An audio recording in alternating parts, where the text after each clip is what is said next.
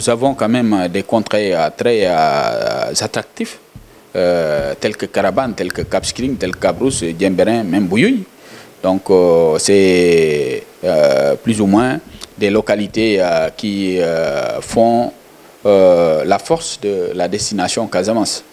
Carabane a quand même est une île très riche en histoire, n'est-ce pas? L'écosystème également est atypique, bien fourni. Aujourd'hui, l'île suscite beaucoup d'intérêt pour la collectivité territoriale.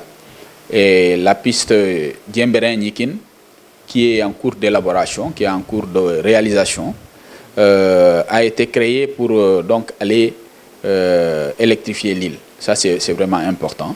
Le projet est en cours. Les poteaux sont en train donc d'être posés. Le tracé de la piste a déjà été réalisé. Et il y a également un projet hydraulique qui les concerne. En principe, l'année prochaine, à pareil moment, Inch'Allah Rabbi, on pourra donc avoir de l'eau potable à travers un réseau d'adduction d'eau bien aux normes qui va donc les intéresser, les différentes îles de la Casamance naturelle, au nombre de 21. Il y a 21 îles donc en Casamance.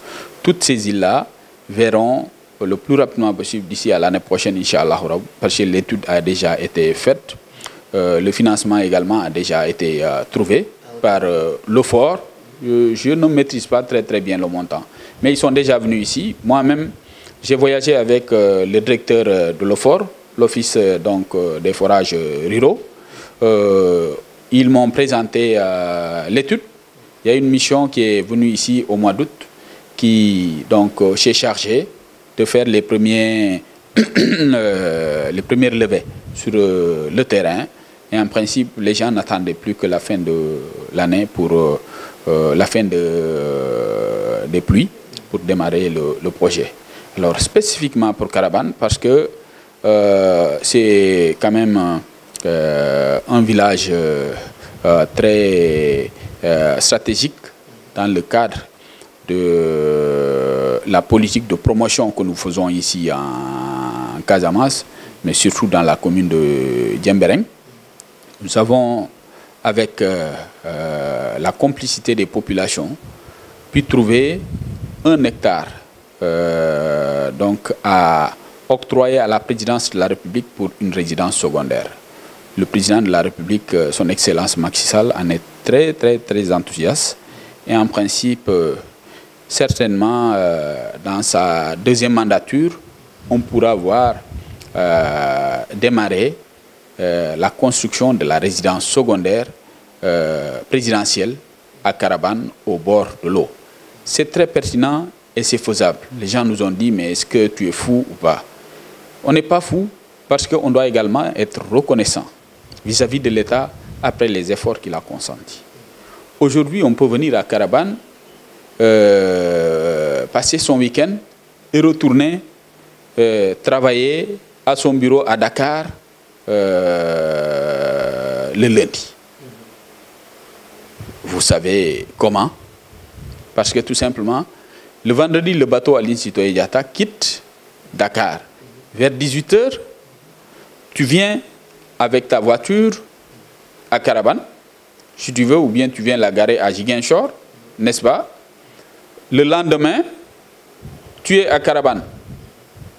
À 8 h, tu vas à la pêche, tu as mangé ton poisson que tu as pêché, tu passes la nuit, le dimanche vers 15 h, vers 16 h, tu reprends le bateau pour repartir sur Dakar pour arriver à 6 h du matin.